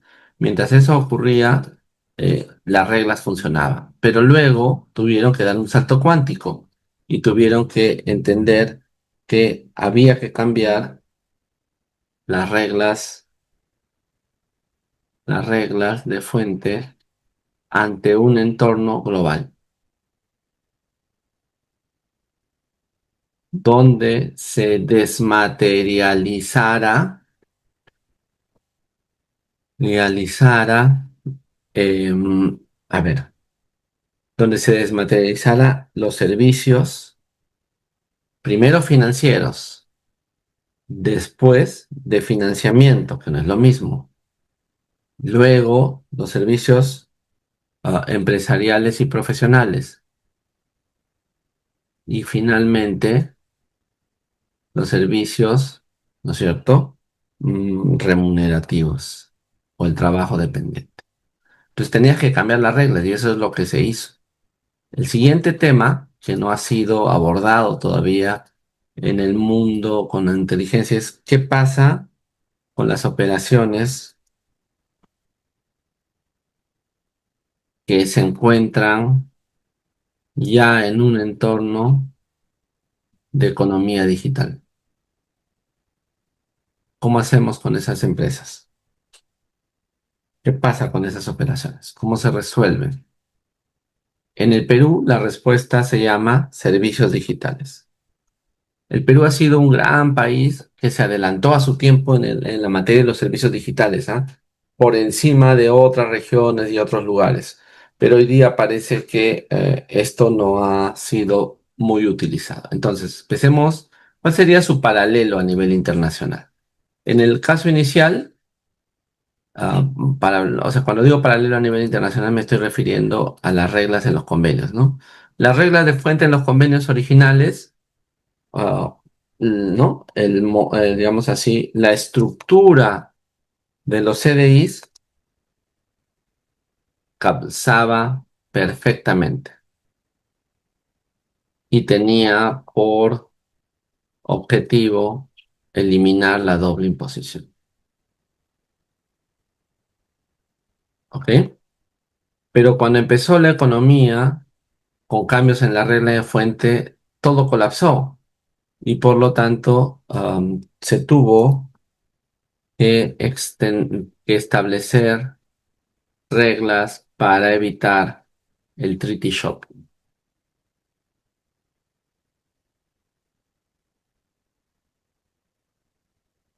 Se tuvo que establecer reglas para evitar ¿Y cómo se hizo ese proceso? A través del el proyecto BEPS. ¿Y dónde surgió? ¿Dónde se han resuelto la mayoría de problemas? En el instrumento multilateral. Multilateral Instrument, ah, MLI, el MIL. Multilateral Instrument. Antes se resolvían así. ¿Y qué pasa con la economía digital? Ahí sí que tenemos el problema. A nivel internacional se está queriendo arreglar el asunto a través del modelo BEPS 2.0. Y este sería, en el modelo 2.0 es el tema del Pilar 1. Y en el camino, en el tránsito hacia este caso, está el Pilar 2, que es un tema para evitar la doble, que se mantenga una relación incorrecta entre los estados cuando se usan los convenios. Entonces, este sería el resumen, lo que pasó a nivel del territorio, en el Perú, en el mundo, y lo que ha pasado a nivel de la economía digital. ¿Ok? Entonces, esto sería como el resumen de la clase de hoy. Quisiera que le hagan un screenshot, por favor, para que no haya luego ningún problema al respecto. Hemos avanzado bastantes temas y ahora les quería proponer una última respuesta a mis preguntas. Si es que ustedes han sentido que la clase de hoy les ha aportado, háganme esto, por favor. Si ustedes han sentido que no le ha sido muy importante, háganme esto. ¿Ok? Por favor, adelante. Gracias, Madeleine. ¿Alguien más? Gracias a todos, a Ucedo. Entonces, vamos a crear algunas reglas. Necesito que conversen con la señorita delegada para que nuestra clase de recuperación sea el día viernes. El día viernes es 26, ¿no? La verdad es que estoy un poco complicado. Eh, sí, el viernes 26, de 7 a 10 de la noche sería nuestra reunión en principio. Entonces, tenemos dos posibilidades, que yo venga y dicte la clase. Sería una, o dos, que yo ya prepare un video y ustedes lo visionen ese día aquí en la clase. Y yo de todas maneras me esté conectando en algún momento por si hay alguna pregunta. La talante de ustedes es que no preguntan, que me están entendiendo todo. Yo se los agradezco un montón porque creo que las cosas están yendo bien. Entonces, por favor, coordinar con la delegada.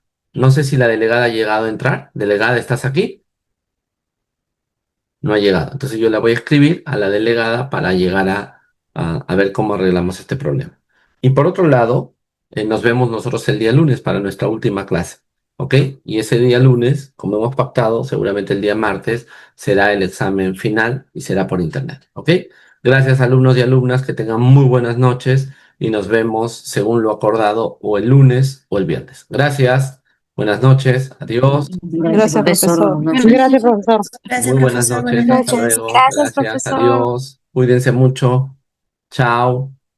Chao Mariela, chao Liz, chao Leonardo, chao Susi, chao Cintia. Los que se van quedando son los que se han quedado dormidos. Gracias, Mariela, te vas quedando. Madeleine y Narda, a ver quién se va más rápido. Madeleine, ¿estás? Chao Madeleine. Madeleine se ha quedado. Ok, muy buenas noches.